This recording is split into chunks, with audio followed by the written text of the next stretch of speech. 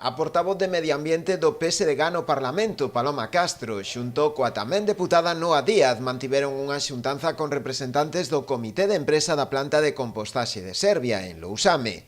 O encontro foi aproveitado para denunciar o incumprimento por parte da Xunta dos obxectivos marcados hai 10 anos no Plan de Xestión de Residuos Urbanos de Galicia.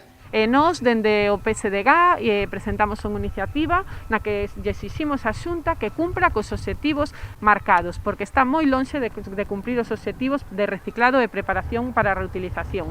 Os obxectivos cara a 2020 eran de 246 toneladas ao ano, cando neste momento se está únicamente a reciclar e preparar para a valorización únicamente 46.000 toneladas. Dende as filas socialistas solicitanlle tamén á Xunta que xustifique onde destinou o investimento que tiña previsto para a construción de máis de 11 novas plantas de compostaxe, das que non chegaron a realizarse nin a primeira. Tamén no plan de xestión de residuos urbanos estableceuse que no ano 2020 ian a terse creado 11 novas plantas de reciclado en Galicia e todavía non se fixo nin a primeira.